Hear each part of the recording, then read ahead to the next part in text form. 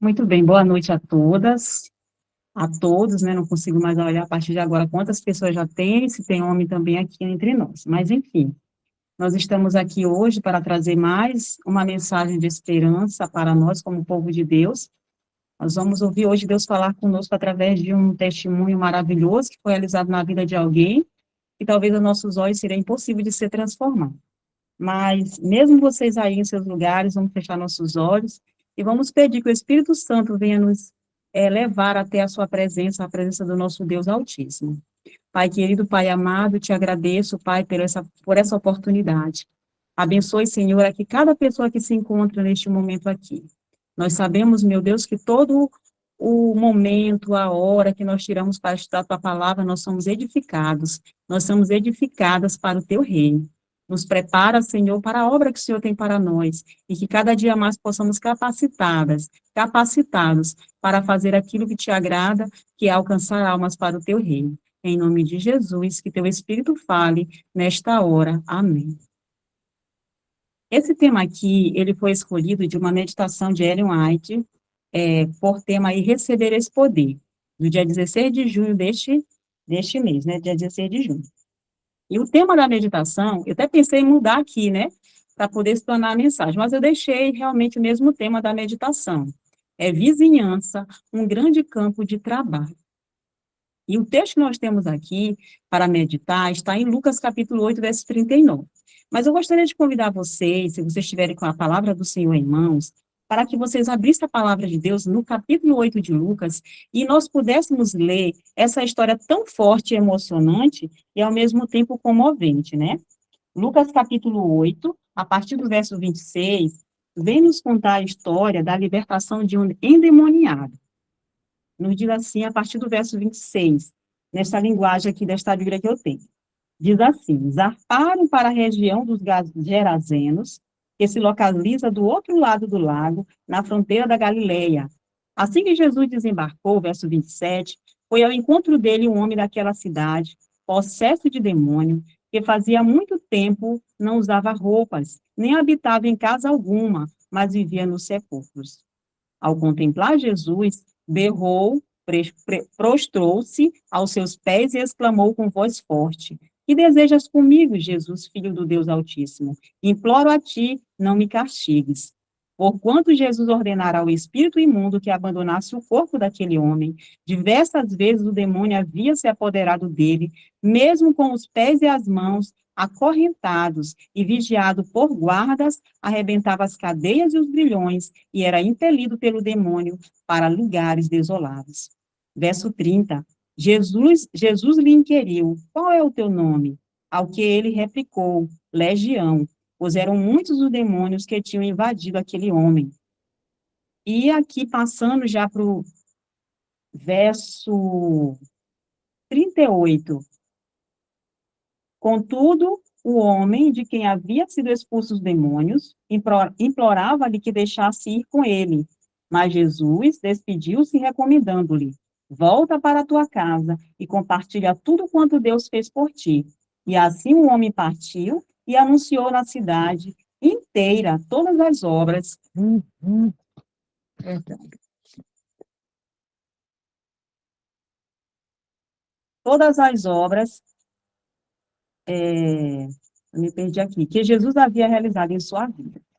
Então, o texto-chave está justamente no verso 39, em que Jesus fala para esse ex-endemoniado, né, para que ele voltasse para casa e contasse tudo a respeito do que Jesus tinha feito por ele, pois ele foi, né, e anunciou a toda a cidade todas as coisas que Jesus lhe tinha feito. Então, hoje, Jesus não está mais no cenário, né? E nós sabemos que nós devemos ser essas pessoas que vai libertar demônios, que vai curar os enfermos, que vai levar uma mensagem de esperança, de cura. Tudo aquilo que Jesus fez, hoje nós estamos no cenário para fazer.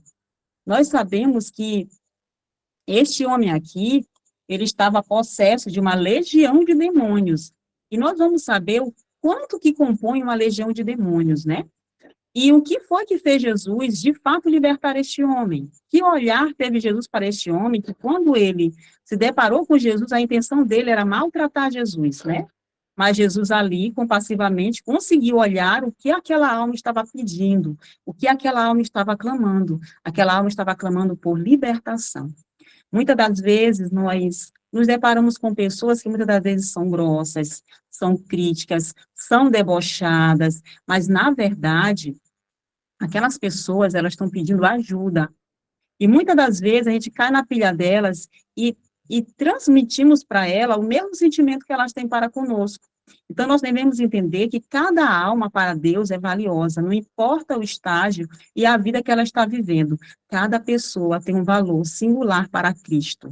E quando a pessoa, independente da vida que ela tenha vivido, ou esteja vivendo, se encontra com Cristo verdadeiramente, a vida dela é transformada, como a desse jovem foi transformada, a vida deste homem foi transformada. Em toda parte, os campos estão se abrindo, pedindo os serviços do pregador vivo. Na pátria e no estrangeiro, há oportunidades que parece ser possível aproveitar. No entanto, há um grande número de pessoas que têm a luz da verdade, e caso fizesse tudo o que está ao seu alcance para comunicar a luz aos outros, quanto poderia ser realizado?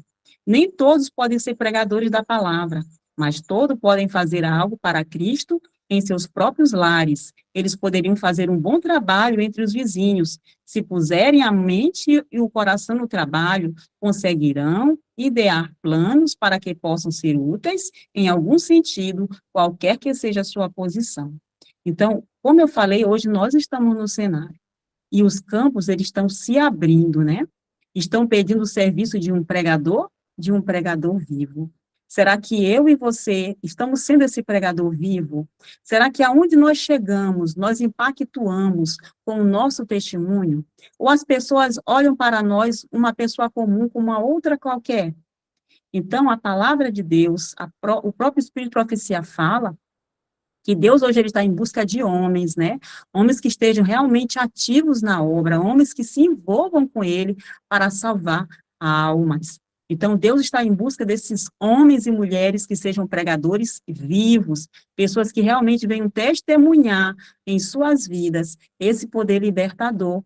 E quando nós vivemos a palavra de Deus, temos um relacionamento com ele, um relacionamento íntimo, não é nós que vamos em busca dessas pessoas na maioria das vezes. Deus apresenta elas para nós, em diferentes circunstâncias, em diferentes momentos, em diferentes vidas, né? Cada uma no seu mundo, cada uma na sua prisão, mas elas se aproximam de você. E Deus vai lhe usar ali para que aquela pessoa seja alcançada. Então, nós precisamos ser um pregador vivo. E aqui fala também que nem todos têm o dom de pregar, mas tem outros dons que podem contribuir com a obra do Evangelho. E é interessante que começa onde, minhas irmãs? Começa onde? Em nossos lares. Às vezes a gente pode imaginar assim, se eu fosse para o lugar tal, para o país tal, para o estado tal, para outro município, eu faria um trabalho totalmente diferente, porque lá ninguém me conhecia, ninguém sabe da minha vida, e lá eu faria algo diferente. Não, a ordem de Jesus é que ele começasse pela sua vizinhança, ou seja, nós precisamos começar a pregar o evangelho de salvação dentro da nossa família. Tem até um ditado que diz que não é tão fácil, né, pregar o evangelho dentro de casa, né? Eu não me lembro agora o nome desse ditado, a frase desse ditado, mas nós devemos pregar dentro de casa. A partir do momento que nós somos testemunhas vivas dentro de casa, agora eu vou investir no meu vizinho direito, no meu vizinho da esquerda, da frente, do fundo, e assim sucessivamente, até ir para lugares que nós nem mesmo podemos imaginar. Eu moro aqui no Anjo da Guarda, mas eu me deparo com muito tipo de vida, né? Principalmente pessoas que vivem no mundo das drogas, que vivem no mundo dos vícios, eu conheço muito deles. E muitas das vezes, eu não consigo falar da palavra de Deus para eles como eu queria, né? Às vezes a gente convida, chama eles para evangelismo, mas eles correm da gente. Então, o que é que eu faço? Eu coloco o nome deles nas minhas jornadas, eu coloco o nome dos meus vizinhos na minha jornada, porque tem situações que eu não consigo ir até a eles no primeiro momento, mas eu apresento a Deus a situação para que Deus prepare o caminho para que eu passe. Então, eu preciso me deixar ser instrumento para que Deus venha fazer esta obra na minha vida. E Deus vai trazer essas pessoas até mim, certo? Porque quando Jesus foi a essa cidade dos Gadarenos, né? Ele foi com certeza com um objetivo. O rapaz lá, o endemoniado, não foi ele que foi até a Jesus, né? Mas Jesus teve que ir até ele. Há situações que vai vir pessoas até nós, mas há situações que nós vamos ter que ir para salvar a pessoa. Nós temos que ir para buscar.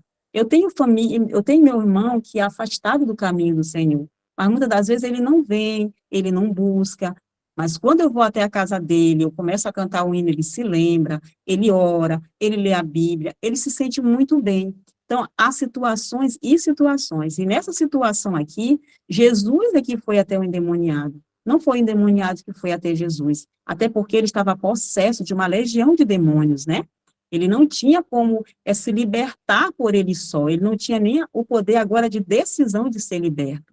A vida dele já tinha ido tão longe que Satanás, assim, se apossou de uma tal maneira que às vezes a pessoa se afasta tanto de Deus, tanto, que Satanás se sente dono da pessoa, né? Mas graças a Deus que Jesus não desiste de nós. E como eu falei, nós precisamos ter esse olhar de compaixão por todas as pessoas que nos são apresentadas, né? E assim, fazer o que nos é possível fazer por ela, começando por uma entrega individual com Cristo, a Cristo, e Cristo vai nos mandando as pessoas para que sejam salvas. Quem era o endemoniado gadareno? A Bíblia não relata nada que possa nos fornecer informações mais detalhadas quanto à vida anterior do escravizado gadareno. Que escolhas ele fez para que seu corpo se tornasse morada de demônios em tremenda quantidade. Mas não precisamos investigar tanto, basta apenas saber, ver sua condição de extremo sofrimento para interpretar um indício de uma vida aberta para toda sorte de pecado. Então, quanto mais a pessoa, ela vai dando liberdade, ela vai deixando as portas abertas, mais Satanás vai tomando de conta daquela vida. E chega um momento que só Deus mesmo, só o próprio Cristo pode ajudar. A vítima dos demônios foi ao encontro de Jesus, provavelmente para maltratá-lo. Logo reconheceu sua fraqueza diante do poder absoluto de Deus. Então, minhas amadas irmãs e amados irmãos, não importa quem seja a pessoa e a quantidade de demônios que esteja sobre essa pessoa, se você está em Cristo Jesus, Satanás vai temer a sua presença, Satanás vai se arredar de você a quilômetros de distância. Martinho Lutero, quando ele vivia aqui, né, neste mundo aqui, proclamando a mensagem de Cristo, a igreja havia mandado matá-lo, né, e tinha dito que quem matasse Martinho Lutero era declarado sem pecado. E a pessoa que foi para matar Martinho Lutero se aproximou dele e falou com ele, né, por que você anda assim sozinho? Ele respondeu que ele não tinha nada a temer, ele não temia o homem, porque ele sabia quem estava com ele. Na mesma hora que Martim Lutero deu essa resposta, esse homem que foi endereçado a ele para matá-lo, saiu correndo porque ele sentiu a presença do próprio Cristo com ele. Através dessa comunhão plena com o nosso Cristo, o próprio Cristo está conosco, e Satanás treme e estremece quando vê a pessoa do Senhor Jesus. Então, Satanás, ele reconhece um verdadeiro servo de Deus.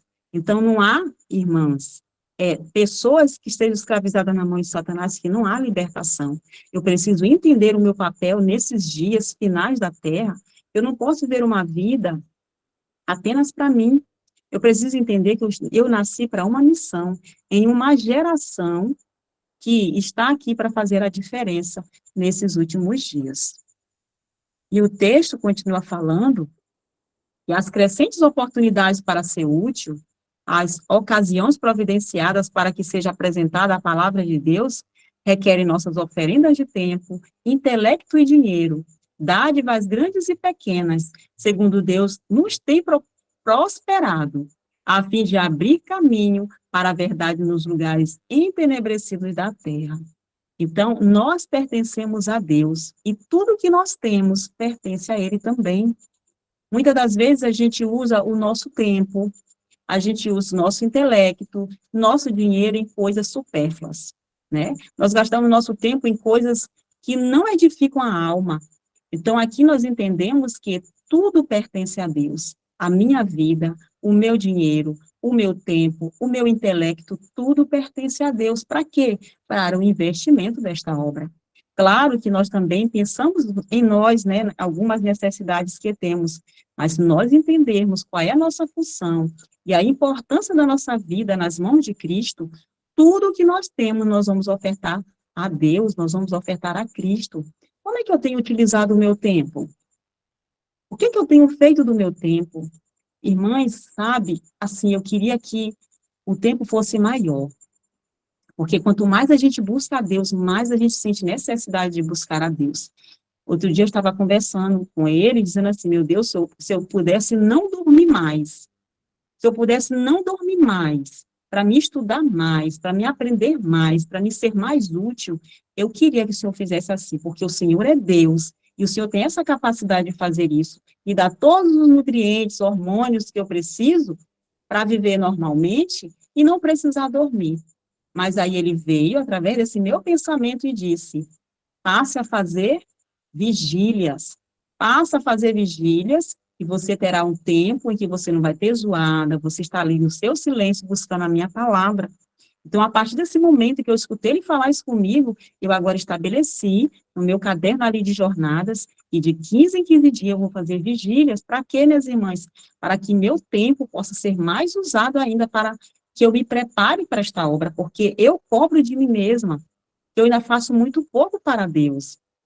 Eu já não quero mais estar assim, dando um estudo para uma pessoa. Eu quero, assim, um público maior. E ele já me mostrou o que, que eu devo fazer para que esse público venha a ser alcançado, né? Então, nós precisamos investir o tempo. E aí vocês podem até perguntar, então, o que, que você faz com o seu tempo durante o dia, né? Eu busco a Deus, mas eu vejo a necessidade de buscar ainda mais. Então, quanto mais nós buscamos, mais nós queremos. E quanto mais nós buscamos a Deus, mais a gente passa a dar valor a uma alma, independente de quem ela seja. Às vezes nós moramos anos e anos perto de uma pessoa, mas a gente nunca ofereceu um estudo bíblico, a gente nunca orou por aquela pessoa. Então a gente tem que entender que essas pessoas dependem de nós, né? Não humanamente falando, mas como instrumento de Deus para que elas sejam salvas. Então nós temos um dever muito importante, nós somos devedores para com Deus. Se nós não usamos nosso tempo, nosso intelecto, nosso dinheiro, seja as dádivas grandes ou pequenas, para investir na obra de salvação de pessoas. E aqui fala em lugares entenebrecidos, certo? Não importa quem sejam as pessoas, nós precisamos ir até elas. Há muito tempo temos esperado e aguardado a vinda do Senhor. Estamos, porém, fazendo tudo o que está ao nosso alcance para expressar a sua vinda, para apressar a sua vinda. Lá em 2 Pedro 3, verso 9, nos diz, não retarda o Senhor a sua promessa, como alguns a julgam demorada. Pelo contrário, ele é longânimo para convosco, não querendo que nenhum pereça, senão que todos cheguem ao arrependimento.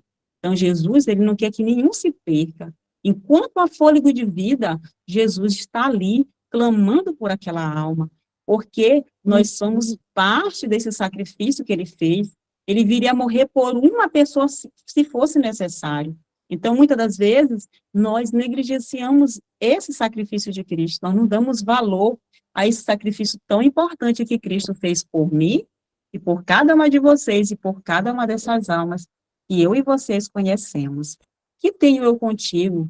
Foi a pergunta que um demoniado fez para Jesus, né? Essa pergunta tem o significado de separação entre o reino do diabo e o reino de Deus, que nada tem em comum. É algo adverso, é algo totalmente distanciado um do outro. Então, Satanás não tem nada com Cristo. Por isso que ele fez essa pergunta para Cristo, porque, de fato, ele não tinha nada com Cristo e nem tem. Então, nós também não temos nada com Satanás, não devemos ter nada com Satanás. Nós precisamos fechar todas as brechas do nosso coração, da nossa vida, para que Satanás não tenha do que dizer, não, você pertence a mim por determinada coisa, por determinado vício, por determinado comportamento, né? Nós precisamos ser inteiramente de Cristo Jesus, sermos do reino de Cristo Jesus, e nós não termos nada com Satanás. A outra pergunta feita foi por Cristo agora, né? Ele pergunta, qual o teu nome? A pergunta distingue o homem dos demônios, legião. Era uma corporação, né? A legião era uma corporação do exército romano que compunha cerca de 5 a 6 mil homens, né? Então, aquele pobre homem estava possesso não apenas por um demônio, mas por milhares, vamos dizer aí, centenas de demônios sobre o seu corpo, ali atormentando a sua vida. Minhas irmãs, vamos imaginar o que é uma pessoa possessa, uma pessoa cheia de demônios. Esse homem, ele andava nu, esse homem, ele estava ali fedendo, talvez nem comia direito, as pessoas tinham medo dele, né? Quem é que teria coragem de se aproximar de um homem desse e apresentar a Jesus? Mas nós, conhecedores da palavra de Deus, nós não devemos temer. Nós precisamos olhar assim como Jesus olhou aquele homem. Ellen White fala, eu não sei em qual dos seus livros, não sei se é Desejar Todas as Nações, ou se foi em algum livro de saúde que eu li, ela fala que quando Jesus olhou para aquele homem, ali, confrontando ele, ele foi no íntimo da alma do homem, e o homem estava clamando por socorro. Muitas das vezes a gente olha a aparência de uma pessoa e olha para ela e a reação dela e a vontade que dá é de fazer a mesma coisa, responder da mesma forma. Mas no fundo daquela alma, no íntimo daquela alma, aquela pessoa está pedindo por socorro. Assim como aquele homem estava pedindo por socorro, né? E ali, aquele homem ali incorporado por quase 6 mil demônios, né? 6 mil homens, né? Ele foi liberto para a honra e glória de Jesus. E nós vamos ver aqui que mudanças foram efetuadas por Cristo nesse endemoniado. Eu sempre digo que, para nós termos saúde, nós precisamos estar com as 3 áreas em perfeita harmonia. E tudo começa pela vida espiritual. Se a sua vida espiritual não está bem, ela vai afetar no seu físico. Se a sua vida mental, emocional não está bem, também vai acarretar o seu físico. Então, para nós termos saúde, nós precisamos estar bem em todas as áreas. Mas o físico, ele vai sofrer as consequências dessas 2 outras áreas, né? Que é a questão mental, emocional e a espiritual. E aqui nós vamos ver que Jesus fez uma obra completa na vida desse endemoniado.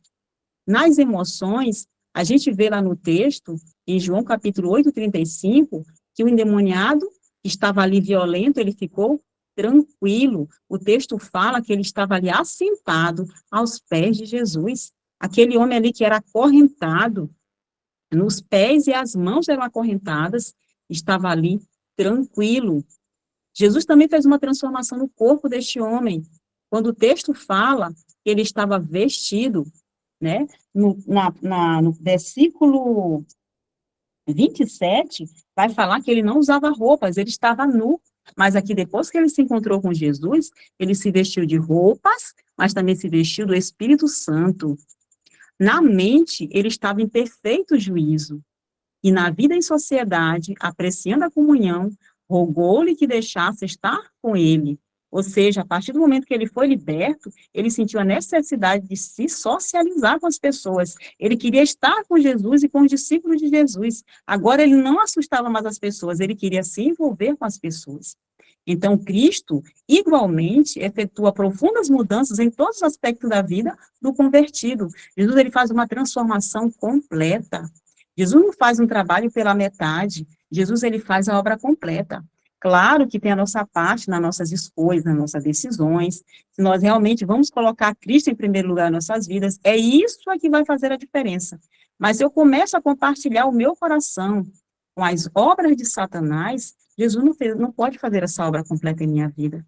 E muitas das vezes nós estamos na igreja há tanto tempo e essa obra ainda não foi completa. Então nós precisamos deixar que essa obra seja completa através de uma busca constante e diária, nas primeiras horas da manhã, com o nosso Deus.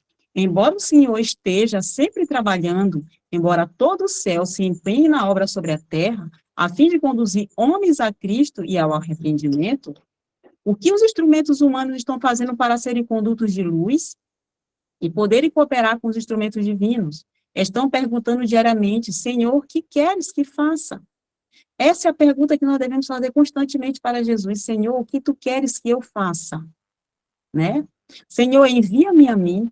eu estou aqui para te servir, né? Essa deve ser a nossa pergunta, essa deve ser a nossa oferta, a nossa vida por inteiro. Estão praticando a abnegação como Jesus? Acham-se profundamente despertados com o coração elevado em oração a Deus, para poderem estar participando de sua graça, o Santo Espírito de Deus, e terem sabedoria para trabalhar com suas capacidades e recursos para salvar almas que perecem longe de Cristo?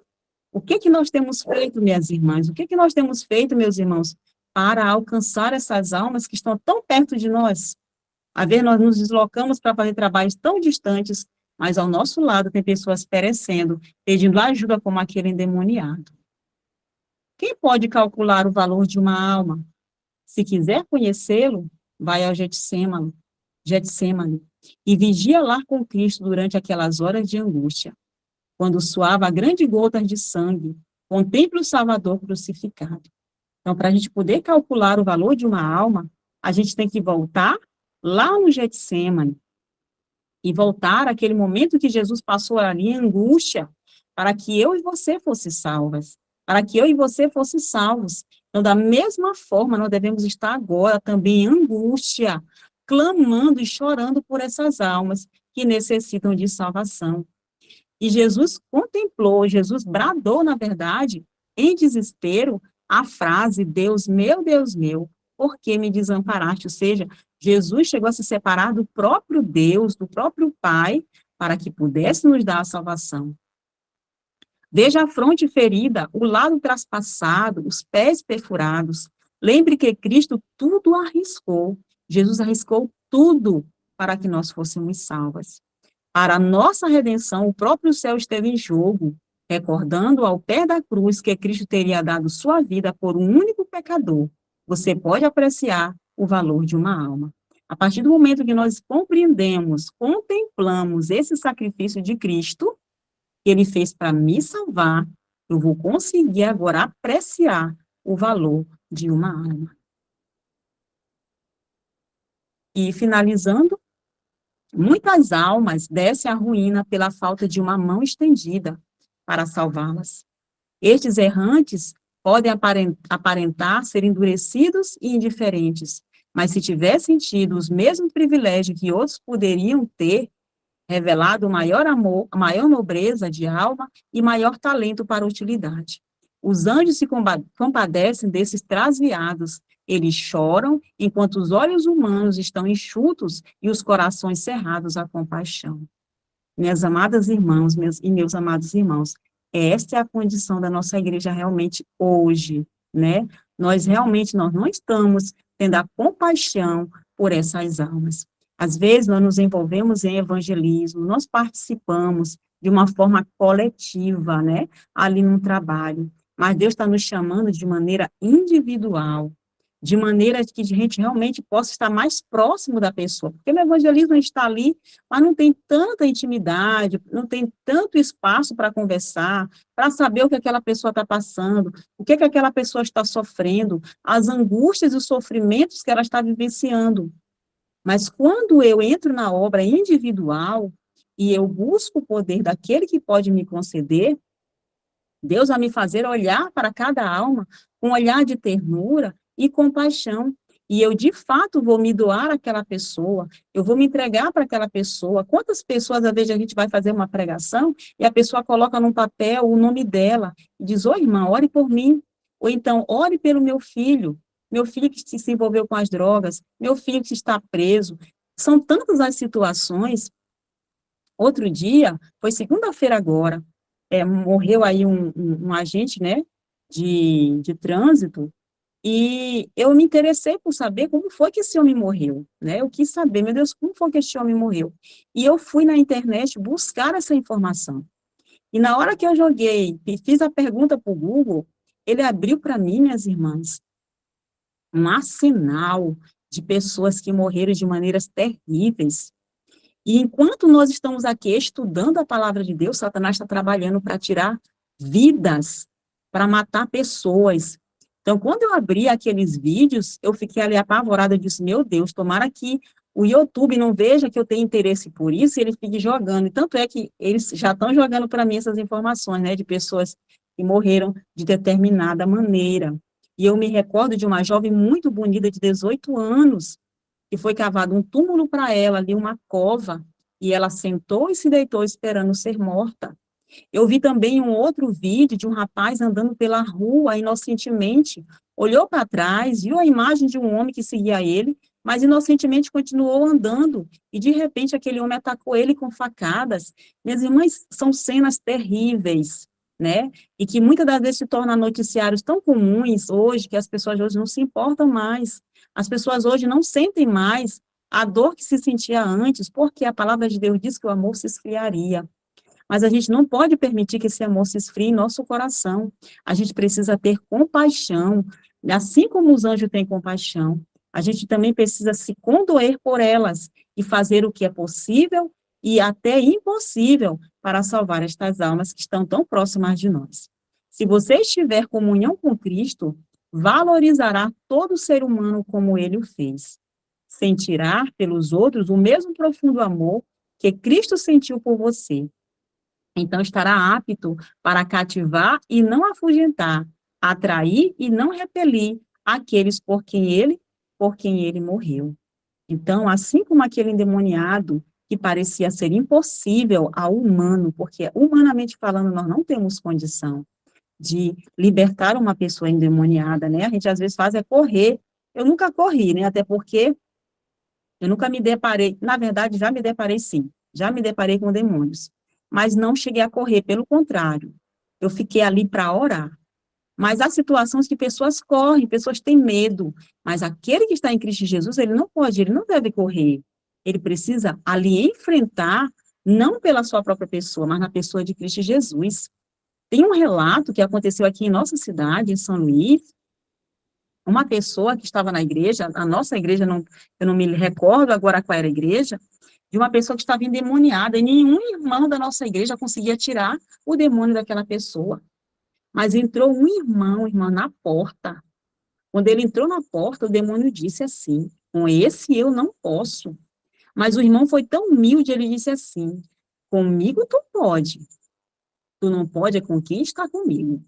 Irmãs, que coisa maravilhosa, né? Que coisa maravilhosa. Então, nós precisamos ter essa visão, ter um relacionamento íntimo com o Senhor, ter um envolvimento realmente profundo com Ele e nos deixar ser instrumento dele. Esse é meu desejo. Eu tenho desejo de ser instrumento do Senhor. Eu não sei para onde eu vou, para que lugar Ele vai me colocar. Eu quero ser instrumento, porque eu sou muito grata porque Ele fez por mim. E o que eu puder fazer para alcançar uma alma, eu quero fazer. E assim, nós precisamos ter esse mesmo pensamento, esse mesmo desejo. Que Deus possa assim nos abençoar e nos ajudar a alcançar essas pessoas, independente do que elas apresentam para nós. Elas estão no nosso caminho para que nós sejamos uma porta para que elas passem. E essa porta é Cristo Jesus. Que Deus nos abençoe.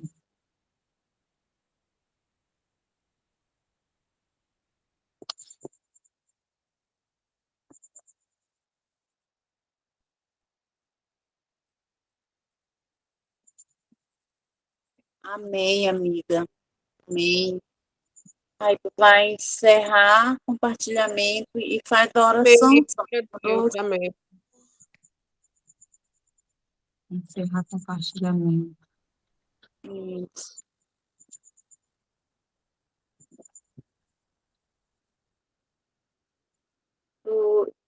Toca aí nessa tacinha vermelha, isso aí, encerrar compartilhamento. Isso aí, a minha flor faz a oração conosco, amiga, por favor. Vamos orar. Maravilhoso Deus, soberano Pai, nosso Senhor e Salvador, nós estamos aqui, meu Deus, diante da sua santa presença, porque nós entendemos que nós temos um papel muito importante a ser realizado nessa terra.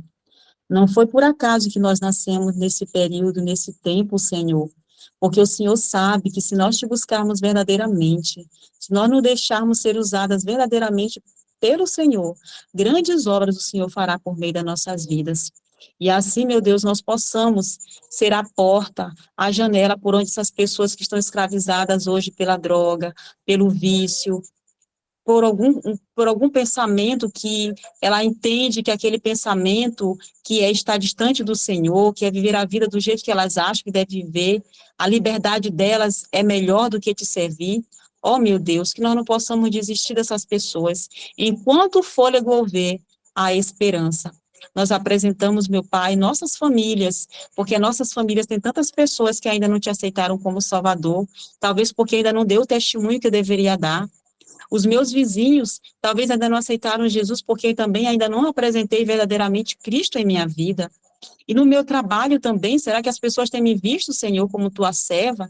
Então, todas essas questões precisam ser apresentadas diante do nosso Deus, para que o Senhor venha verdadeiramente converter o nosso coração e que nós possamos ser cooperadoras, cooperar com essa transformação em nossa vida. Abençoe cada pessoa que está presente hoje nesta reunião, porque eu sei que também tem o desejo de serem usadas e capacitadas pelo Espírito do Senhor. Nos dê o perdão dos nossos pecados, nos conceda uma noite abençoada em sua presença e nos dê um novo dia, uma nova oportunidade de testemunhar do Senhor. É o que nós te pedimos em nome do Senhor Jesus. Amém. Amém e amém. Sim, amém. Amém, amiga. Que Deus continue te abençoando, minha amiga. Amém. Glória a Deus. Amém. Boa noite, meninas. Amém. Nosso Amém, coração. Senhor. Louvado seja o Senhor. É uma das histórias fascinantes, né? Milagre fascinante de transformação foi do